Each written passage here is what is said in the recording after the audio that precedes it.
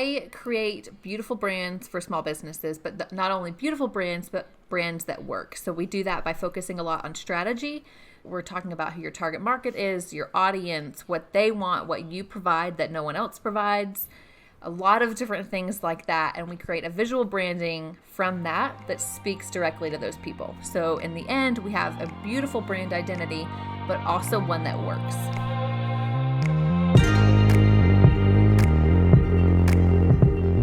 Hey everybody, this is Jennifer of JennySueMakeup.com, and this is the Pretty Powerful Podcast with JennySue Makeup.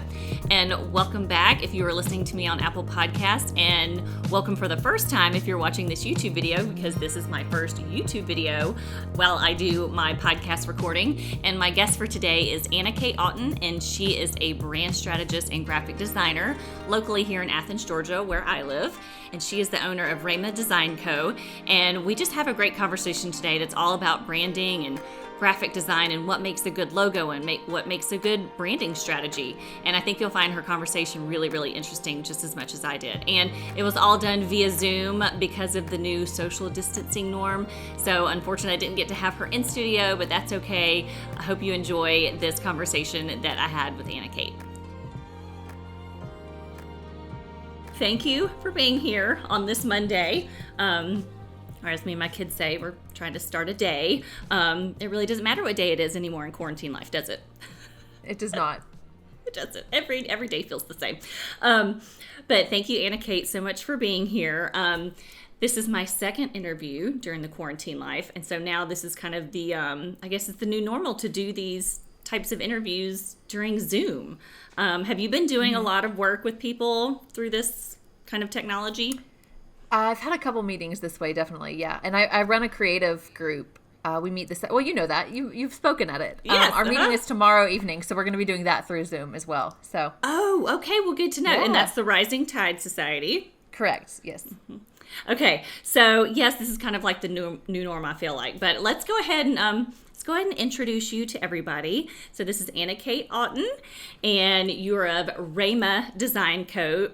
Did I say that correctly? Rhema? You said it correctly, yes. Okay, good. And so tell everybody that doesn't know who you are, that's listening to this podcast or watching this video, just a little backstory on you. And I know that sounds like a really big thing to do, but just kind of tell us where you grew up.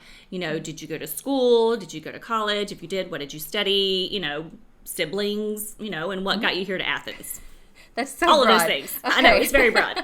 Just do the best you can. I grew up in Gainesville, Georgia, so not too far away. That's where my parents still live. My sister lives. One of my sisters lives there. Yes, I have two siblings. I have an older sister and a younger sister, so I'm in the middle. And I went to Georgia State University in Atlanta for graphic design. So I graduated in 2015. I traveled for a little bit after that, and then I came back to the U.S. and started doing brand design. That's when I started my business. Okay, so tell us a little bit about Rhema, because, you know, that's not your name, and how you got the name Rhema for your company. Well, it turns out naming your business is really hard. Right, I would agree. Yes, it's. I'm often overwhelmed by options. It's like analysis paralysis. So I hired a friend who was a copywriter to help me out. So she came up with like a list of names and options and kind of a reason behind them. And one of the ones that I really loved was Rhema, which is loosely means, it's a Greek word that loosely means like divinely inspired. Divinely inspired. Okay. So, and you said it's Greek? Yes. Greek word. So where have you traveled to before you came back here? Where all have you been? I've been to a lot of places. I was a missionary for a year, so I spent 3 months in Europe, 3 months in Africa, and 5 months in Asia. Wow. So a lot of different countries in all of those continents, yeah. Oh my God. And so what kind of span was that you were doing missionary work? That was 11 months. 11 months. And all together, all at one time. Like you jumped from place to place. Okay. Yeah. Oh my gosh. And I know that would be a whole nother podcast episode to ask about, but that's always so interesting to find out if someone has done missionary work. What was that like? And how, let's kind of bring it back to what you do, since this is going to be all about branding and strategy and graphic design and all that, because that's really why I wanted to have you here, because I feel like a lot of people are going to find what you have to say very interesting. But I do feel like what people do for a living is influenced by other things. And so knowing that you did missionary work, I mean, kind of how does that tie in at all with what you do, or what made you decide to go do that, first of all? Yeah, sure. It definitely does tie in, and it feels like a lifetime ago. I got back 4 years ago now. So definitely feels like a lifetime ago, a lot of different versions of myself ago, but it does tie in a lot because, like I said, I went to Georgia State. I worked 2 jobs throughout college. So the whole time I just was really craving stability after college. I wanted that full-time job, that kind of American dream. I wanted not to have to worry about my next paycheck. And then I decided to backpack around the world on a mission trip. So kind of the opposite of what I was hoping for my life. But it was a huge influence on what I decided to do after. So and during college, I had 2 internships with real estate companies. So we had to have an internship to graduate. So I interned at a corporate real estate company. And this is kind of a big part of my story. We worked, that's where I really got like an introduction to branding and the power of branding. But I quickly learned that I did not really enjoy working with that type of people. That's not a bad thing. It just wasn't really a good fit for me. I just wasn't really interested in making rich people richer. I wanted to work with small businesses and people who were like really passionate about what they do and bring good into the world. So that kind of came about and it was more clear when I was traveling, and traveling just brings such incredible life experiences that totally shift your frame of mind and your reference. And I was this very protected, conservative, naive little girl from the South, and then I'm working in a red light district in Asia. That's gonna, you're gonna see some change from that. So it totally shifted my perspective, and I came back wanting to continue to bring good into the world. So that's why I really love working with small businesses. Wow. Oh my gosh. Yeah. I can't even that's like in a little small nutshell, but there's probably there's probably a whole lot more to that. But so when you did this work, did you go alone? Did you have like a group of people you went with to do mission work? Yes, it was a group of people. Okay, all right. So I was wondering, are you one of those that was able to go just by yourself? Because that would be so intimidating. It was already pretty intimidating to do it with a group of people. So alone would have been a lot. So you said when you were a graphic design major at Georgia State, you also held 2 jobs at the same time? Yes, I worked throughout. So I worked at the rec center at the school, and then I worked at the local mall. Really? I mean, that's a lot. I mean, I think back to my college years, and this was so long ago, but I mean, I actually didn't have a job in the beginning of college. I just was a college student was my job. And then I lost the Hope Scholarship. And my father actually told me, well, now that you've lost this Hope Scholarship, you have to get a job. And I remember thinking like, oh my gosh, how am I going to have a job and do school? And that was only one job. And I worked at the Gap. Yeah. I folded clothes. But that was all I did. So I can't imagine having 2 jobs and going to college at the same time. So kudos to you for doing that. It was a lot. I wouldn't recommend it, by the way. No, it doesn't sound easy.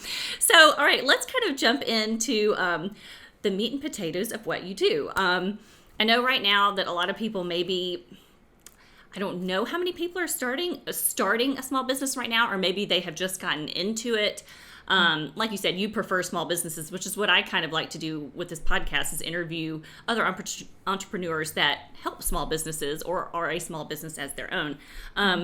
So I feel like right now, in terms of what you do with graphic design and branding, a lot of it probably has to do with virtual or online at this point, and having a strong presence online, I guess is what I should say. So what, in your opinion, makes a really strong brand online? Ooh, and it can be more than one thing, but like Okay. online, since I feel like that's kind of where everything is at right now. from your perspective, what makes a really strong brand? I think it needs to be really clear what you do. And I think, well, honestly, whether you're online or not, I think the customer experience is really important. So this is a little bit more focused on product-based businesses, but the client experience is really important. You want to make them feel really special and known and seen and cared for. So an example I like to use for that, obviously, we can't all relate to this right now because of, a global pandemic, but Target is a great example of this. Like when you walk in, you spend so much, every time you spend so much more than you think because of your experience there. The people are always so friendly. The branding is wonderful. Each section is built to make you buy, honestly. So I think that is an experience that's important to take into the digital space. I would agree with that. That was going to be one of my next questions is who do you think does branding best? I guess you would say Target. There are so many, but Target is an example that I think we can all relate to. Yeah. Right. Yeah. I think that everybody's actually walked into a Target, I think so. So tell me a little bit more about your company specifically and what you do. Because I feel like it is kind of a broad, talent that you have in terms of, branding is probably a lot of things when it comes to working with a company. So explain what exactly it is that your company does for, say JennySue Makeup was to walk through your door and I'm starting from scratch as a makeup artist or whatever. Say I'm a, hairstylist. I don't know, anything. What would you say you can help me with, or anybody that comes to you as a small business? What do you offer exactly? I create beautiful brands for small businesses, but not only beautiful brands, but brands that work. So we do that by focusing a lot on strategy. So that entails a lot of things, but we're talking about who your target market is, your audience, what they want, what you provide that no one else provides, a lot of different things like that. And we create a visual branding from that speaks directly to those people. So in the end, we have a beautiful brand identity, but also one that works. So you create logo designs as well for brands? Okay. That's part of branding. Mm-hmm. Okay. So kind of speak to that. What are some of the first questions you would ask a brand, or what are some of the things that they actually need to know what to tell you in order to have you help them? Sure. Well, they need to know kind of a general idea of who their audience is. I don't think anyone starts a business and has no idea who their audience is. Mm-hmm. So a general idea of that, and then an idea of their mission and values and purpose. Again, I don't think someone starts a business without those things in mind, I hope. But when I onboard a client, I send over this questionnaire. It's a pretty long questionnaire, and it covers things like that. It's some backstory stuff, like tell me. And by that point, I know most of that, but it's nice to have it in one place in writing. So I ask their story, why they got into their business, what they're passionate about, how long they've been doing it. And then we go into things like target audience and mission and goals and value and purpose. And then we talk about competitors. We talk about some of their competitors and what they're doing differently, how they can set themselves apart from their competitors. That's important visually as well. I don't ever want to look similar to a competitor. Mm-hmm. And then we talk about, I provide some adjectives, and they do it's like an either or exercise. So it's like classic or modern, or raw or playful, things like that. Mm-hmm. That's so neat. That's so interesting that you bring up competitors. I would never have thought about that, but I guess from a branding standpoint, yeah, you want to stand out and look different from your competitors. Also, when I was looking at your website, you said that you do specifically work with female business owners. That's kind of like your wheelhouse, but you said you work with other people, but what's kind of the thought process behind that? So that is shifting a little bit. Okay. For a long time, I was taking anyone and everyone, and then I found out who I really enjoyed working with, or the projects that I enjoyed most, and those were females. So I decided, okay, just females. And I just had some negative experiences working with men, and I was like, okay, let's just do females. And then last year I had some incredible male clients. So that has shifted a little bit. That's changed. I think it's more about the project and the person and less the overall male-female. Okay. So when it comes to projects, are most of your clients, or do you feel like that they are service-based? Like someone like me is more of a service-based, client as a makeup artist. I don't actually sell a product. Do you find that most of your clients are more service-based, or do they have products that they are selling, like actual tangible products?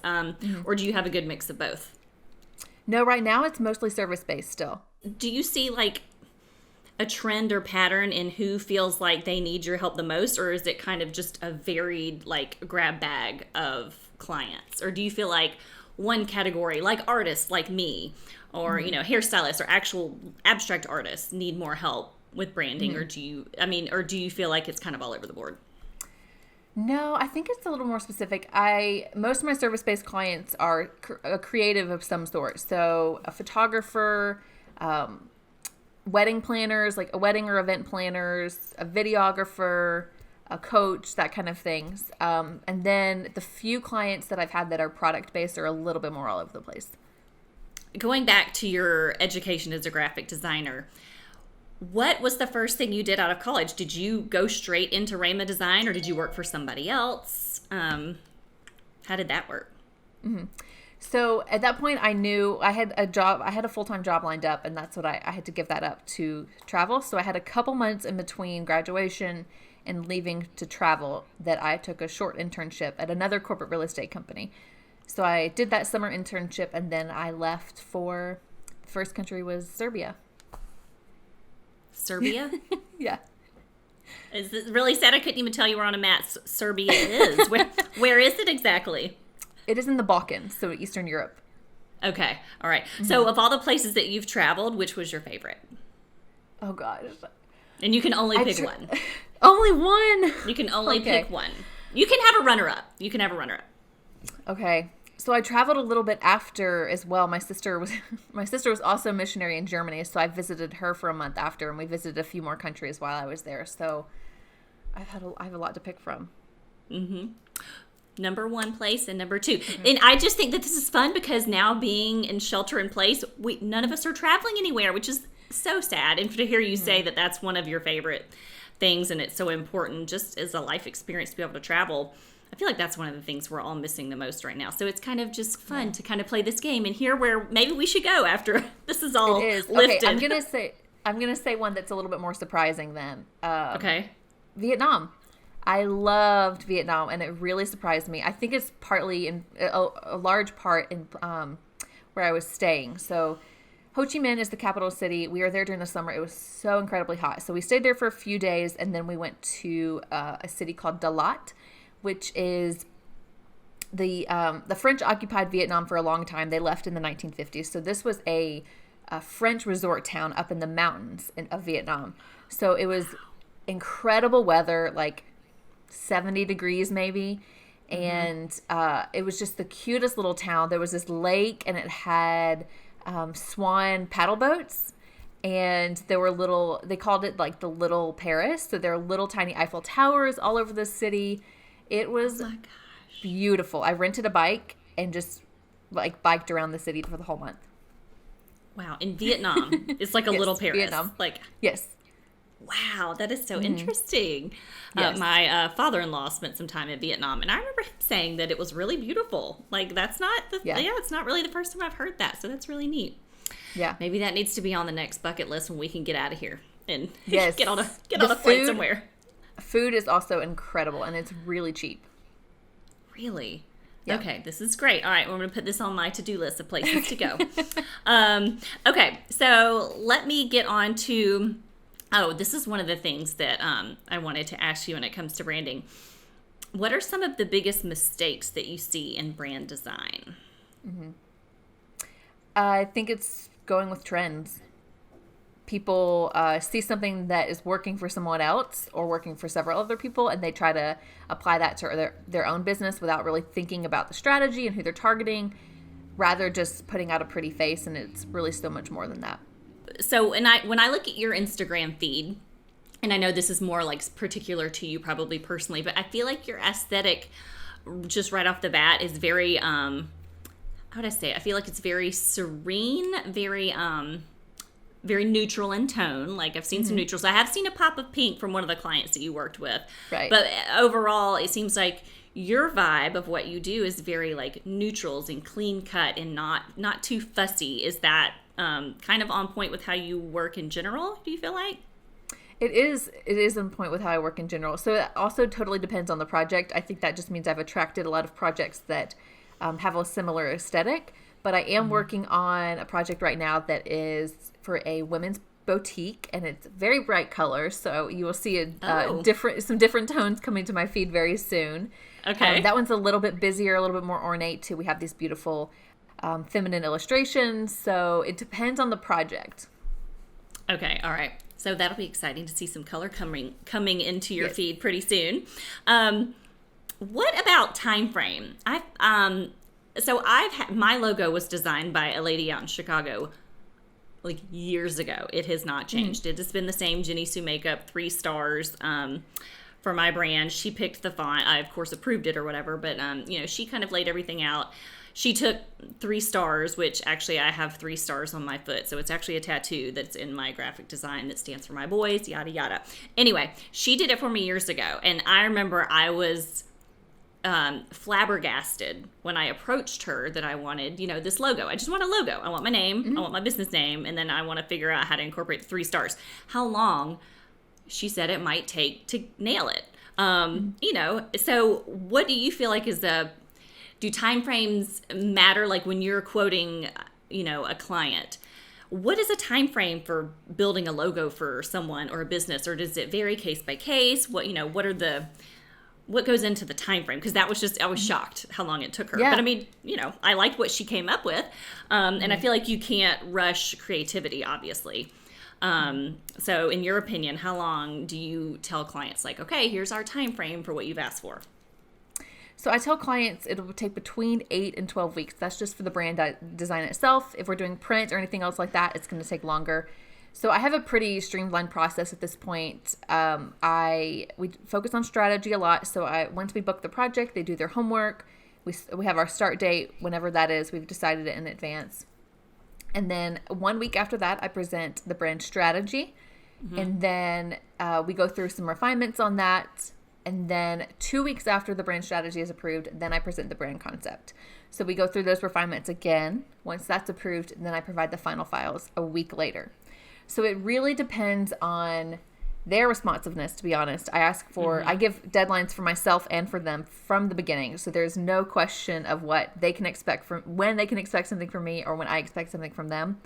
But, sometimes things happen. Sometimes COVID happens and things take a little bit longer. Right. I'm going to be understanding in a global pandemic. It's fine. Right. So it depends on their responsiveness and how many refinement rounds we go through. Okay, and you brought up the word strategy a lot. Can you kind of explain what you mean by strategy? Yeah. So this is a little bit more of a kind of a drastic example, but it's a good starting point. So I don't want to I wouldn't want to design something for, an older audience, a male audience that is pink and script. So that's more of a drastic example, but that strategy is taking a look at who we're talking to and encompassing who you are and then speaking to that audience. Okay. So we have to nail those things down before we go into the visual branding, because that's going to make the visual branding actually work. Okay. And when you're developing a logo for someone, which I do feel like is so important. Now, do you think that, someone's starting from scratch with their business and they want you to create the whole marketing strategy and the logo and the design and their color concept and everything? What is the most important thing to start with? Is it, let's figure out your color palette? Is it figure out what font speaks to you? Or, what do you think? What's most important for them to kind of start talking, about their design? What's most helpful for them to tell you? See, what I want from them is that strategy, because that so directly influences the color palette and the typography and things like that. If they pick that they feel their brand is modern, then I'm probably not going to go with a serif font. If they want a ornate or a playful brand, I might go with something more like a script font. So that strategy influences the visual direction. And then for color palette, I look at a lot at color psychology. And so branding is a lot about branding. Essentially, if you're going to boil it down, is how you make someone feel. So again, think back to that Target example, what you feel when you walk in there. That is a huge part of their branding. So that's color psychology as well. Color psychology is about how that color makes someone feel. So that's important to consider when you're picking a color palette. Okay, so Target uses the color red. Does that symbolize that you need to stop and shop, or what does red mean? It's an attention grabbing color for sure. It can mean anger or passion. A lot of these colors have multiple kind of meanings, but I do think it makes sense for Target because the way they use it is just red and white, and it's very attention grabbing, and it does make you want to stop. So I have hot pink, like magenta and black in mind. What does magenta mean? Like when you talk about color psychology, does hot pink and magenta mean anything to you? I'm just curious. Not that I know of off the top of my head, but they're more, they're a little bit less specific than that. So it's more like primary, like red, green, blue, yellow. So then for magenta, I would look at more like red. It's like kind of like a shade of red. Okay. Oh, that's so interesting. I love that. Okay. So I have spoken with some other, like I spoke with an interior designer friend of mine named Alexa on one of my previous podcasts where she, does interior decor for her clients. And she was saying how it's very important, kind of like your questionnaire that you've been talking about. She talks about how she kind of gets to know the client first to make sure that she can meet their needs, that they would be a good fit. And she was like, and sometimes I've told someone I'm not a good fit for them. Have you ever had that situation with a client where you've heard their needs, wants, what their expectations are, and you were like, look, this job just isn't for me? I'm always curious if, people have the guts to turn down a client. Have you ever been in that situation? Yes, I have. And it's honestly a really good feeling when you get to that point where you can start saying no, where you kind of move out of the, oh my gosh, I have to book all the clients I can. And it's like, no, actually, I am able now to work with just the people that I want to. So were you put in a situation where you're just like, you know what, I just don't think I can give you what you want, or I don't think that I would be a good fit, or, or you think that maybe the client would be a little bit too much work for the money? Have you ever, any situation like that? Yeah. Yes, all of those. I ask a couple of questions before I get on a call with them, and then I get on a call. And if there are certain red flags that come up, or if some of those red flags could be like they feel like they might want a little more control over the process, or if they know exactly what they want, they just are looking for someone to like carry it out. It's not really something I'm interested in. If they want like a quicker timeline, or if they push back on pricing or anything like that, then I have those are some red flags that go up. None of them are like immediate no's, but that's kind of where it's up to that gut feeling that I have is like, do I want to work with this person, or is this potential red flag worth it? Oh, I totally agree, because that probably could really affect how you perform for them. If you just feel like this vibe is not right, I don't think I'm gonna be able to give them what they want. It could affect you personally and your ability to do your job really well. So I like that you say that, because I feel like a lot of times, and I think it is kind of a female thing, and especially, like with what you and I do, like jobs are kind of all over the place, fluctuate month to month. And you kind of feel like I need to book this business and this business. But there is some power in being able to be like, you know what, I just don't think it's going to work out. And then you move on, because there will be another client eventually. Exactly. Yeah. So I like that you brought that up. Yeah. Well, I work with clients for anywhere from 8 to 12 weeks. If that's just for branding, if it's print, it's longer. And I want to make sure it's going to be a good experience for both of us. Yeah, because that is a long time. Do you feel like when you work with someone's brand, that is literally, that's kind of a lifeblood of a company nowadays. Your logo, how you appear online, and that sort of thing. You kind of have to nail it. About how many revisions do you usually have to go through per brand to actually get it right? Well, I limit that, because if someone sees that it's an unlimited, they're just gonna they're gonna keep giving feedback. And so to answer your question, we usually go through the 2 refinement rounds that are included. Strategy usually is just like, sometimes it's approved right away, sometimes it's like 1 refinement, and then branding we usually go through the 2. But I do limit that, and I also ask very specific feedback questions to get the answers that I'm looking for. I don't really this may sound harsh, I don't really care about their feelings as much. I care about what they think their client is going to feel about it. So I ask questions like, what about this concept will speak to your target audience? What about this concept will not speak to your target audience?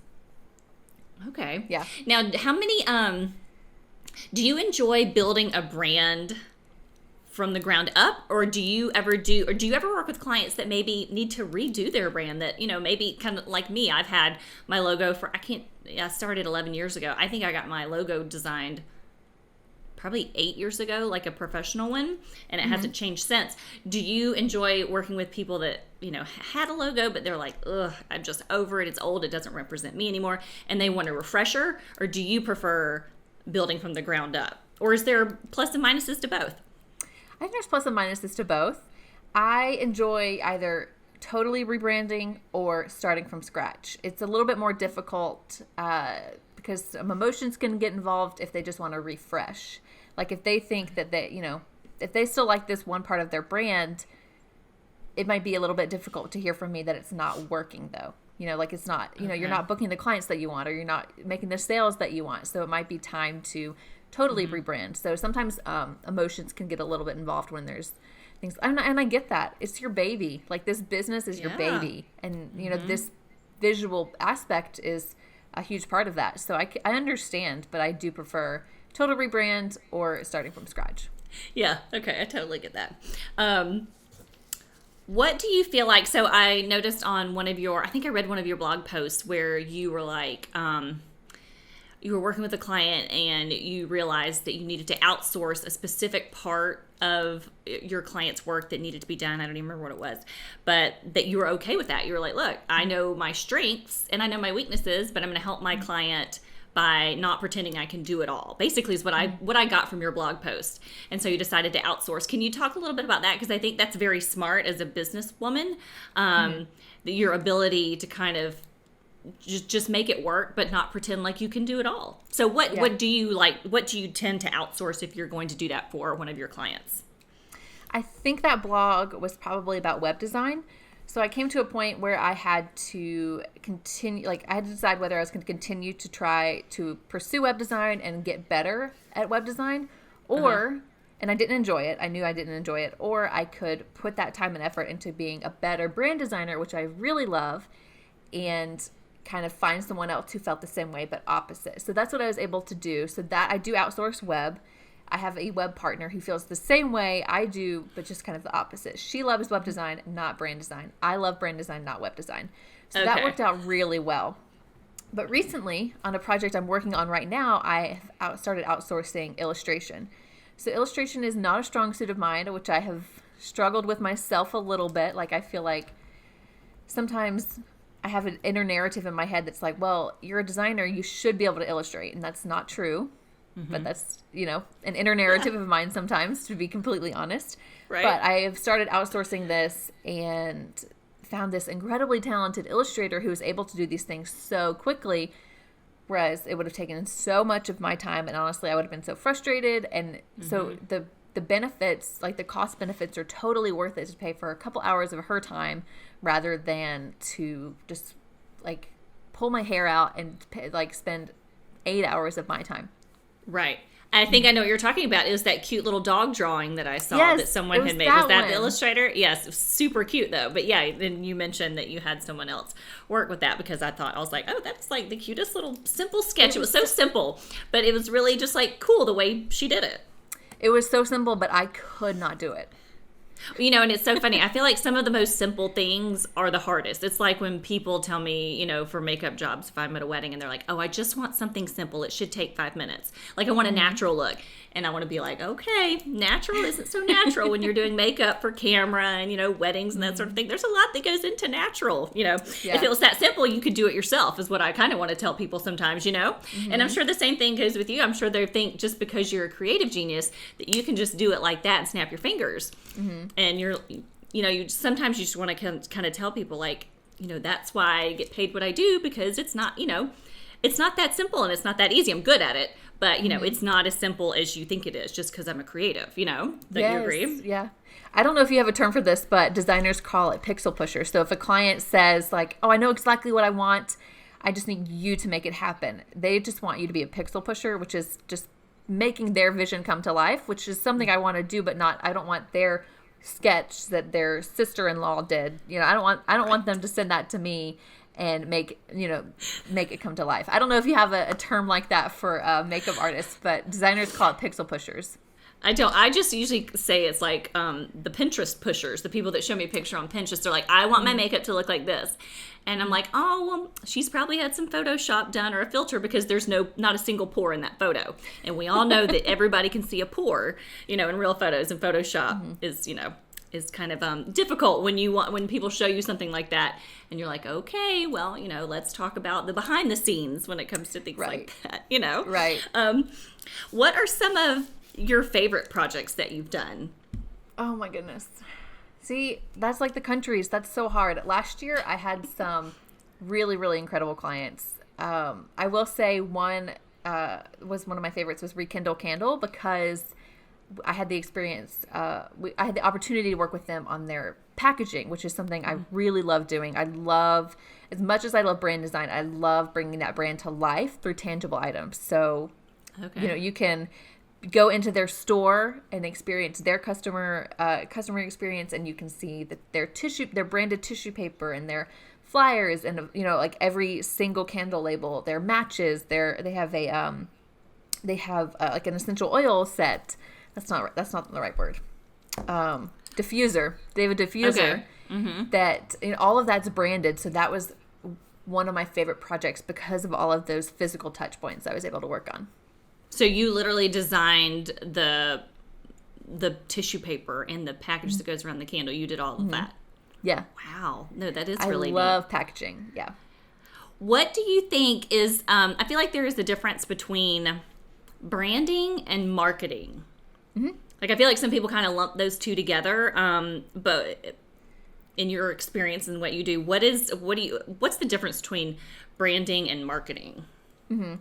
Well, I think a good brand is essential to good marketing, but marketing is more of the way that you talk about your brand, the way you represent it, maybe through like an Instagram post or something like that. And then a good brand helps you do that well. Okay. So branding more is like the visual, like the logo and the graphics and illustration and that sort of thing.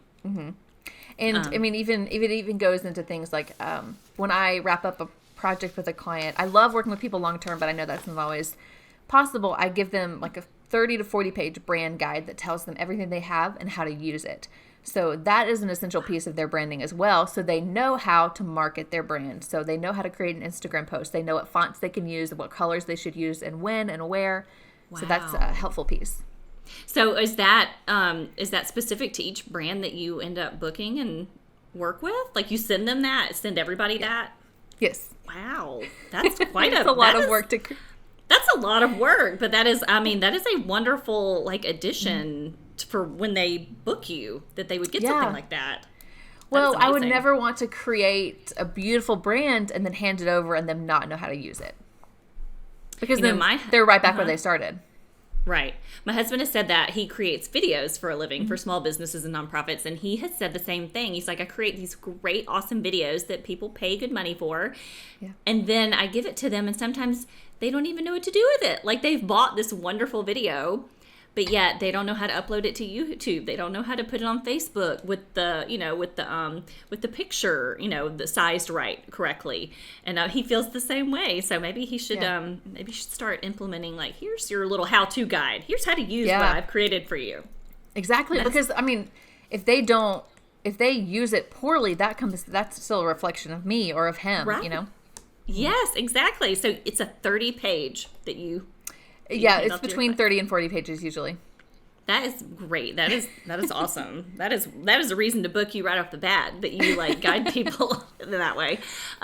So with most of your clients, so you work, out of Athens, are most of your clients local, or are you able to work with people kind of all over the place? What kind of clientele do you attract typically? So when I first started, it was all over the place, very few, if any, local clients. And then again, last year, I just had an incredible client workload last year. I loved all of them, and almost all of them were local. Okay, that's great. So do you feel like most of your work comes via word of mouth? Like you work with a client. I'm always interested in how small businesses get more business. Is it personal referrals are you finding? Are people finding you online and then booking you from like a Google search? Do you ask those sorts of questions, how people find you?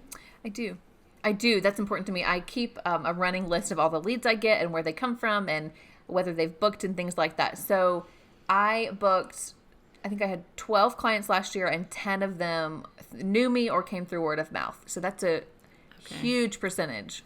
So that's why that customer experience is so important, because people are going to talk about you.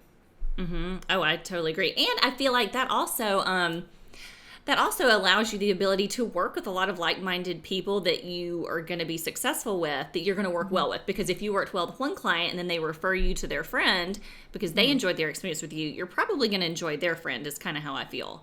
Exactly. Yeah, definitely. And that's a warm lead too. Warm leads are always better to get than cold leads that come from Google or Pinterest or something like that. Mm-hmm. Oh gosh, I totally agree. Because so many times people ask me, just they know I work weddings.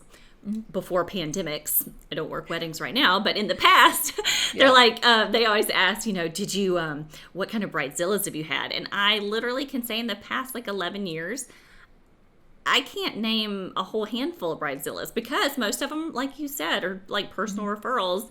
And I've worked with a lot of, similar types of females. And it's just been a great experience. I just haven't had that many catastrophes, thank God. That's amazing. That's so good. Great. Yeah. What is I don't think I've already asked you this. What's your favorite part about branding? Like your absolute favorite part? The print. I love taking things from a computer screen or digital into the physical environment. So I'm working with a client right now. Actually, Whitney. You know Whitney. Whitewood event. Yes, I've had her on the podcast. Last week we just ordered all of her print materials, so I'm really excited about that. I think, again, I keep saying this, but it goes back to client experience. So I love the way that print materials can elevate your brand and elevate your client's experience so much. So that's why I really love carrying a brand out through print materials like business cards or custom boxes or tissue paper or packaging, whatever it is. Okay, that was going to be my next question. When you say print materials that you think really elevate a brand, what types of things do you think kind of personalize a brand when it comes to print material? Besides business cards, which are kind of the obvious, but besides that, what else? I love to do note cards. I think maybe that's just because I love to send physical mail, but I have a note card, like a branded note card with a branded envelope, and it has this nice little sticker on it. You might see one of those later this week. You sent me one when I spoke at the Rising Tide Society. You sent me one of those beautiful cards. Yes. Sure. Yes, that was it then.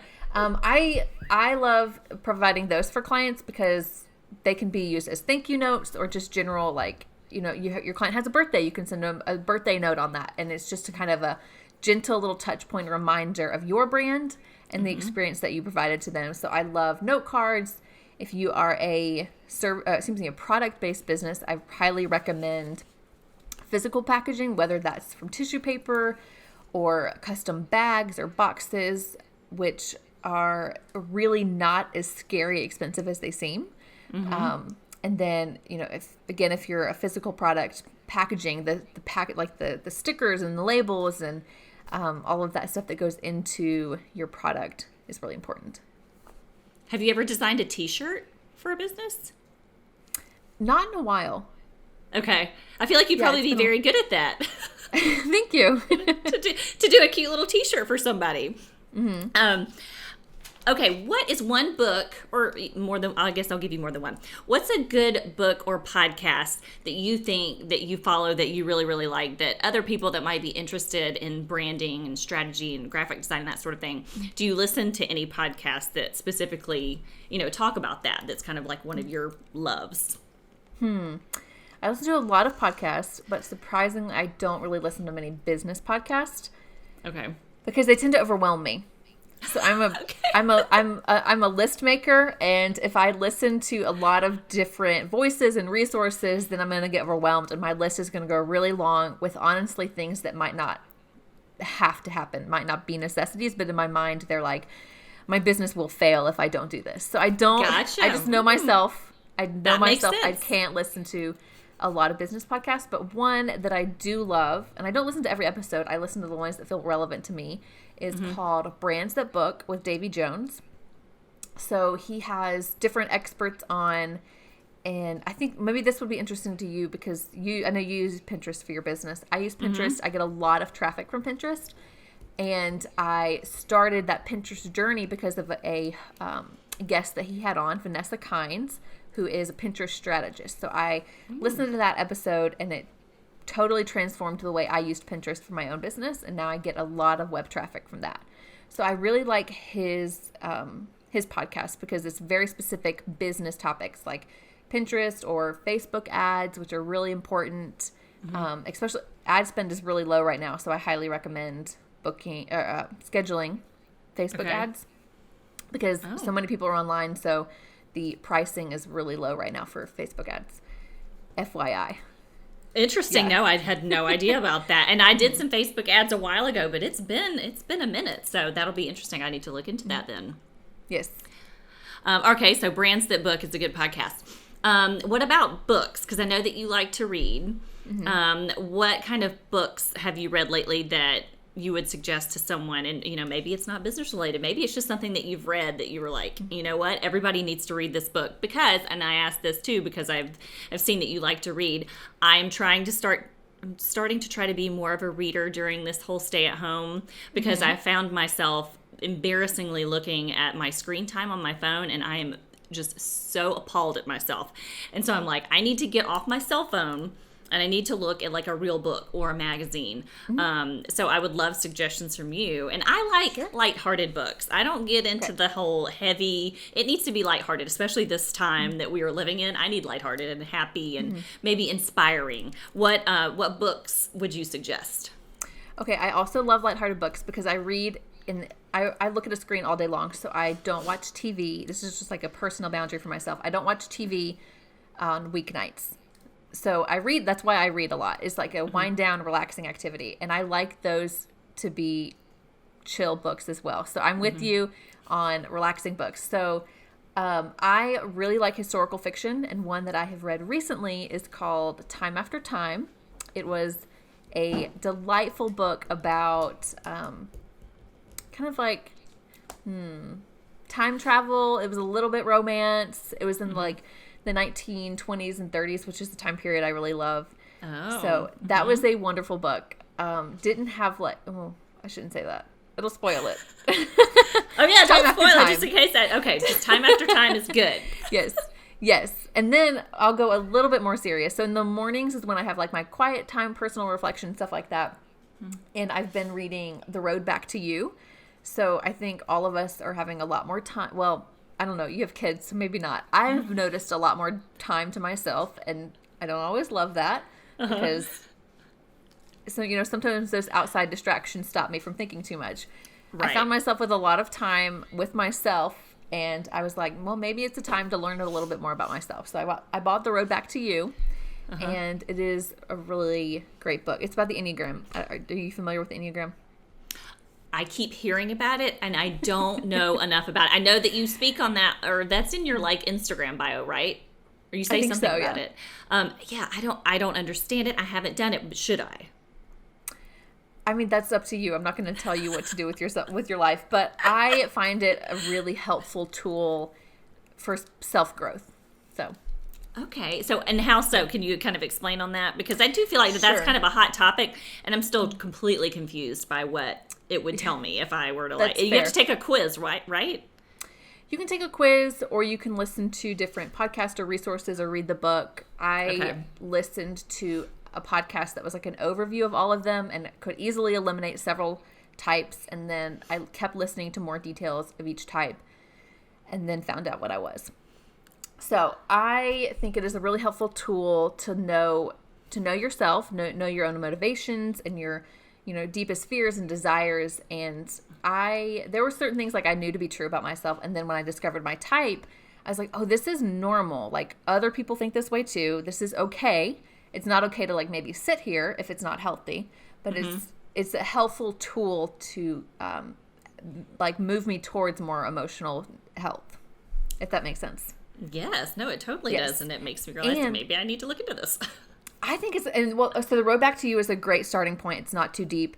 The Enneagram can go really, really deep. It can be super spiritual, very embodied and cerebral, or it can be a little bit more tangible. So it's kind of up to you on how you decide to use it.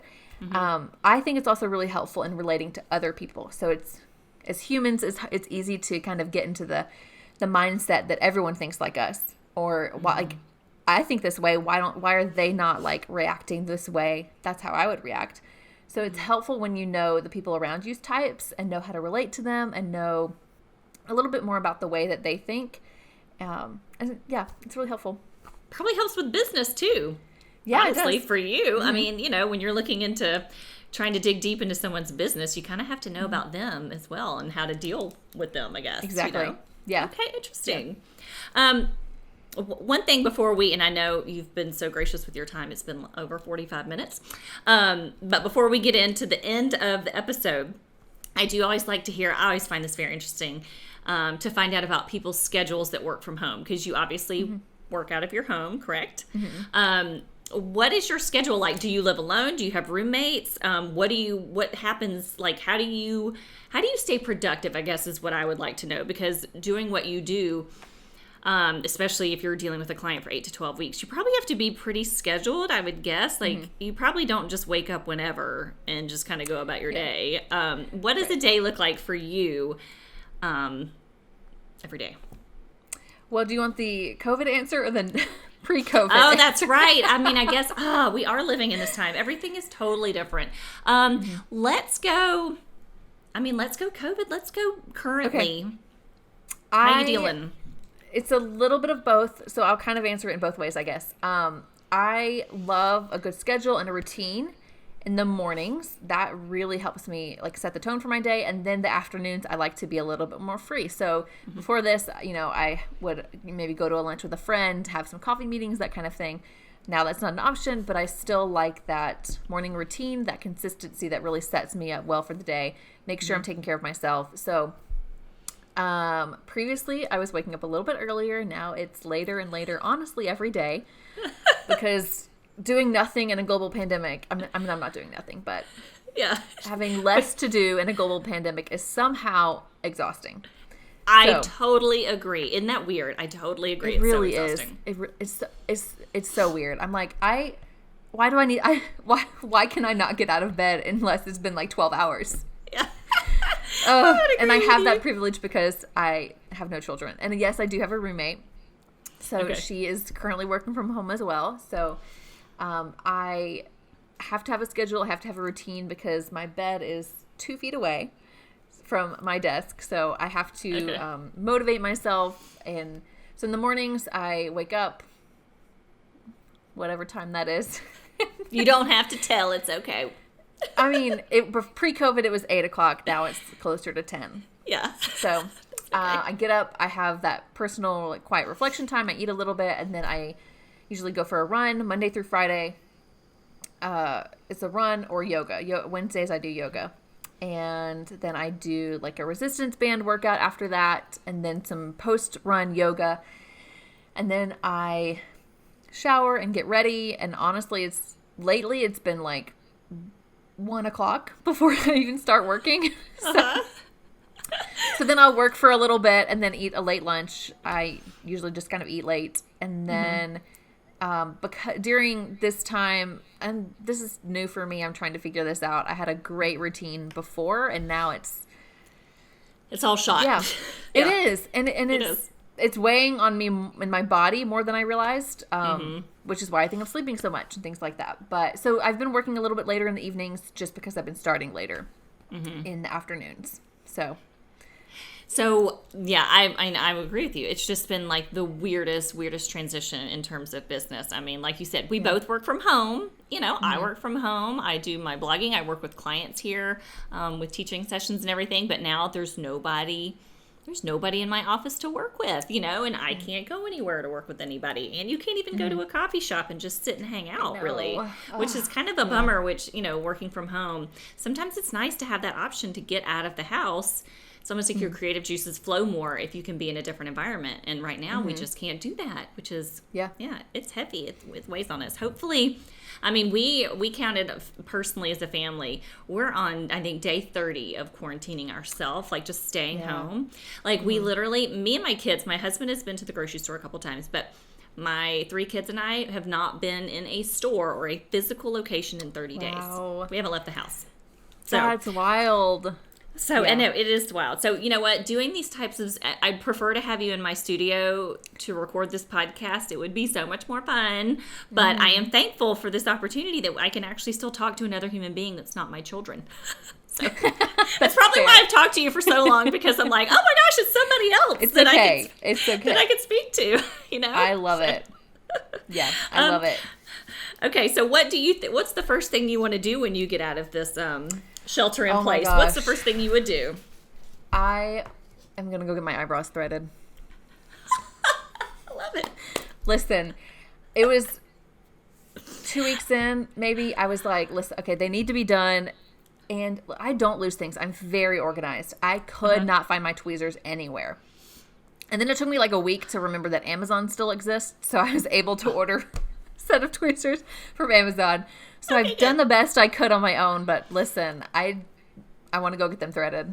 Oh my gosh. Well, I mean, I think they look great from here. They look nice and full, which I prefer a full brow anyway. Thank you. So, well, and you're lucky you have those cute glasses, so it kind of hides your eyebrows. So I can't Little really bit, tell if you've got some strays. So, hey, at least you got the glasses working for you, you know? That's funny that you would say. I would probably say, I want to go to Target and I just want to walk aimlessly the aisles for hours while my kids are in school. Let's put it that way, because they're homeschooling right now. I want to go to Target without anybody else. That's what I want to do when I get out of here. I want to sit in a restaurant and have a cocktail. I know, right? We want to go back to the Hotel Indigo and order cocktails and sit in a group of however many females we did at that one meeting together. Yeah. You know, like I kind of miss that. Yeah. It'll happen again. I don't know when, but it'll happen again. Yeah. I feel like it's going to be a little while, but it will happen again. Yes, it has to. It has to, for the good of all of us. Yes. Okay, so let's, we'll go ahead and, I'm going to go ahead and wrap this up, but I'm going to do it with some things that I always ask of my guests when I have them on the podcast. The first one is called This or That. And so this or that, it's kind of like what you said that you do with your initial clients when you do their questionnaire. You have them pick, you know, like green or blue or whatever. That's kind of what this or that is. So I'm going to give you 2 options, and I want you to just snap judgment. Tell me which one you prefer, and don't think about it super long. Okay? All right, so the first one, lip gloss or mascara? Mascara. Netflix or go to the movies pre-COVID-19? Go to the movies. Jeans or dresses? Jeans. Instagram or Facebook? Instagram. I love your face. No question. Is there no another question. choice? Neutrals or bright colors? Neutrals. Hair down or ponytail? Hair down. Dogs or cats? Dogs. Baskerville or Futura? Oh, look at me busting out the fonts. The only ones I know. Go.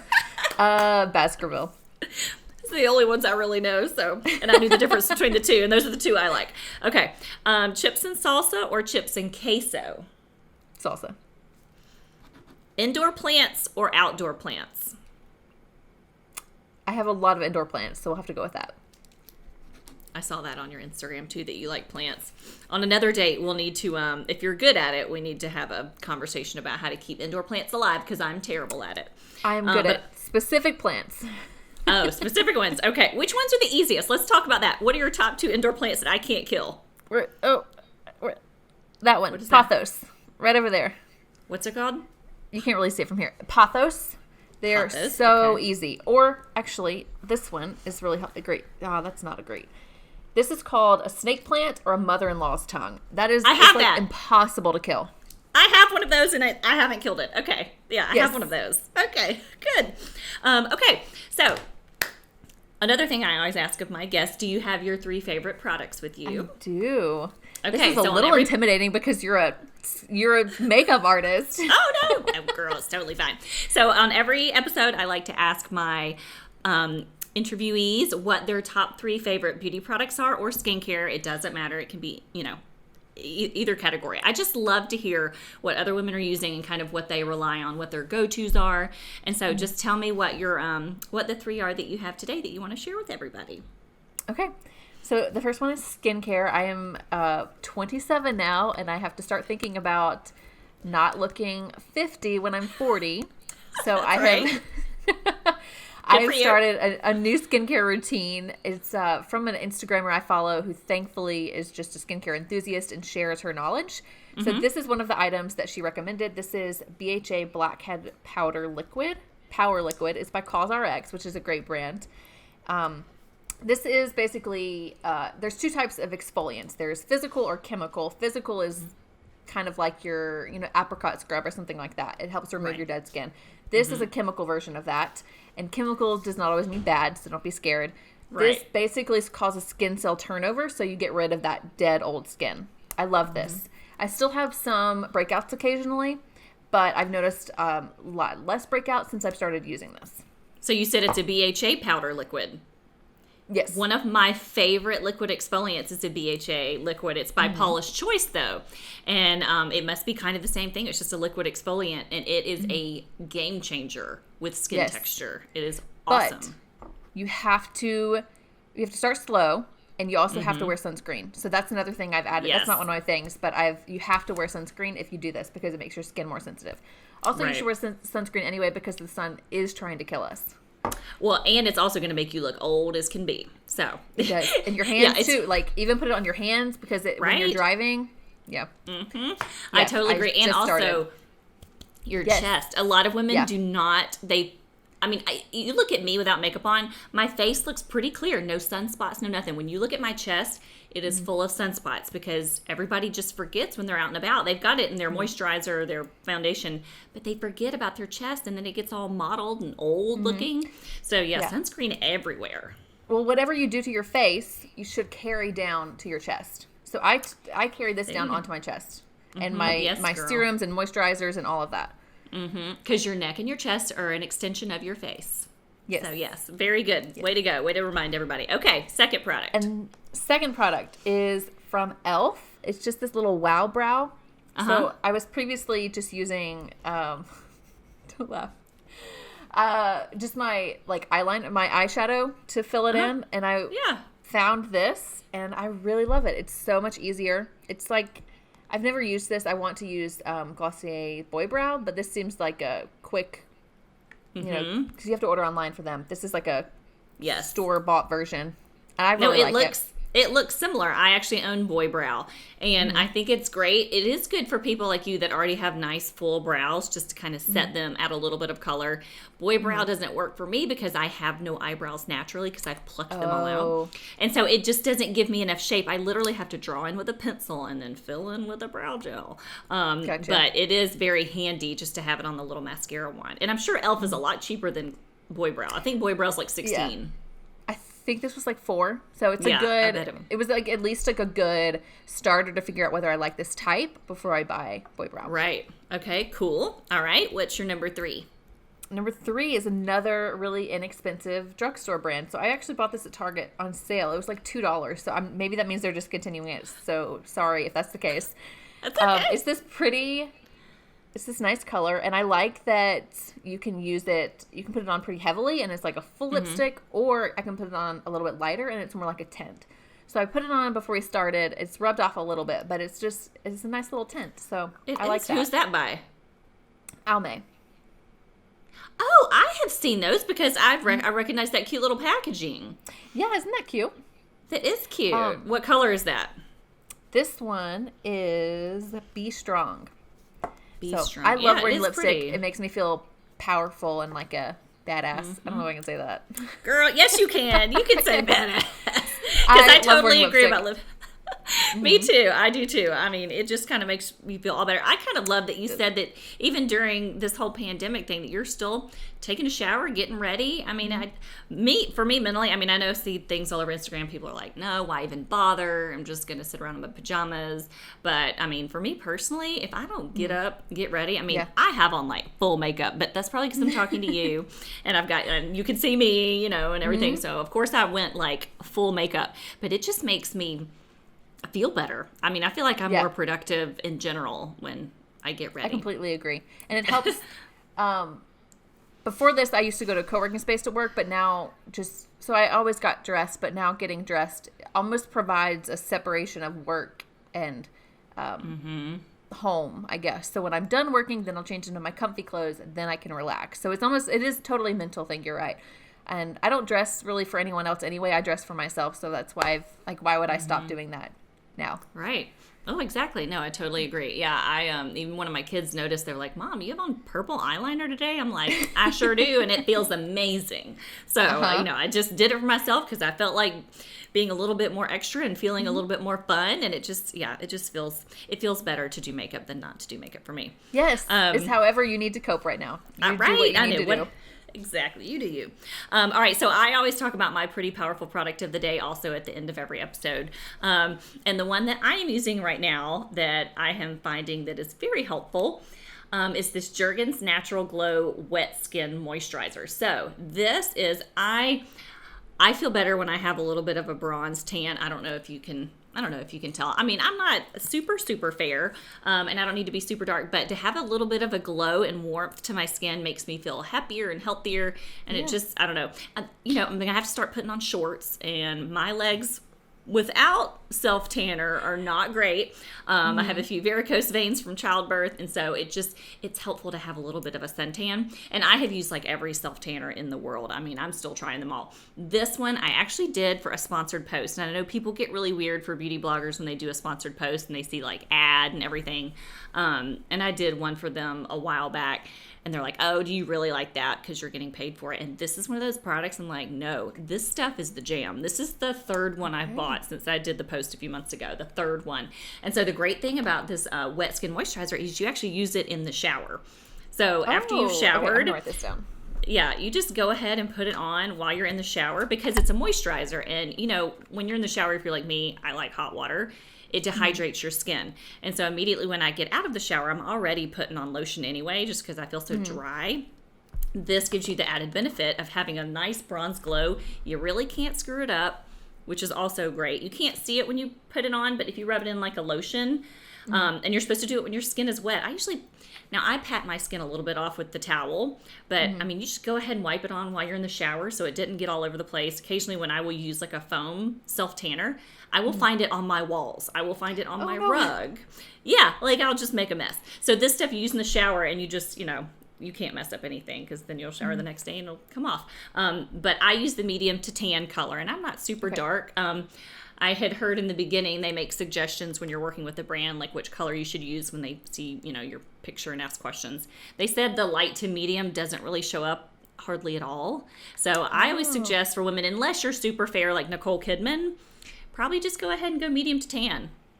So after the first use, you can see a remarkable, just like nice glow. It is just wonderful. I love this stuff. So can't suggest it enough. The Wet Skin Moisturizer by Jergens. It's awesome. And it's an Allure 2018 Best of winner. So okay, that's so good to know because I am pretty fair skinned as well, and it's like it takes a lot for me to tan, and I don't want to be in the sun that much because it's trying to kill us. Exactly. So I love this.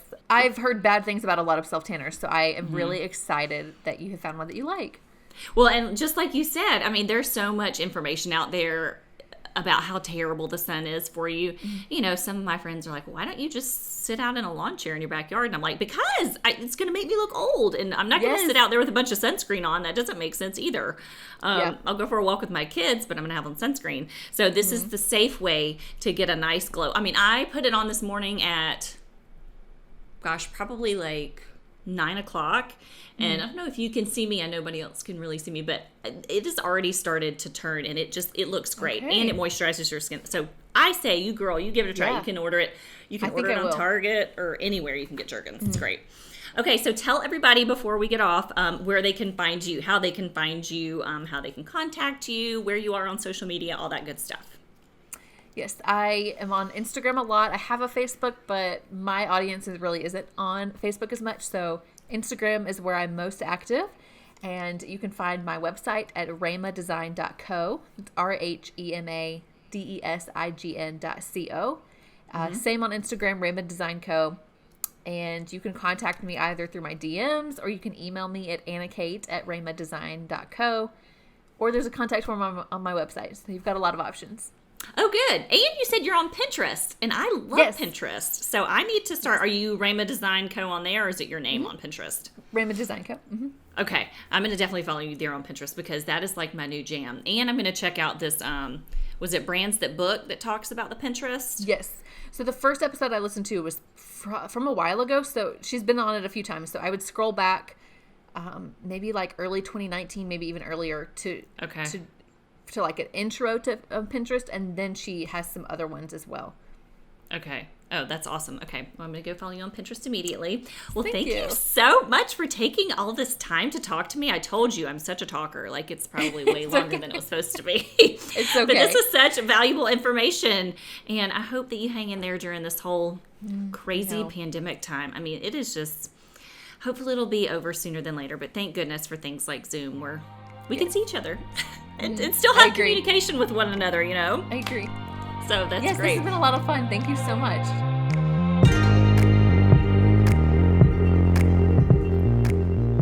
All right, y'all. So that's it for today's episode. And thank you so much for listening, whether you're listening on Apple Podcasts or if you're watching this YouTube video. I really appreciate you sticking around. And y'all be sure to go follow AnnaKate over at Rhema Design Co. on Instagram. So she said that's her favorite. And I would love for you to follow me over on Instagram as well at JennySue Makeup. And if you found any of the products interesting that we talked about at the end of our conversation today, I will link all of those products in the YouTube description or in the show notes below this podcast. So that's it for today's episode, and can't wait to see y'all on the next one. Bye.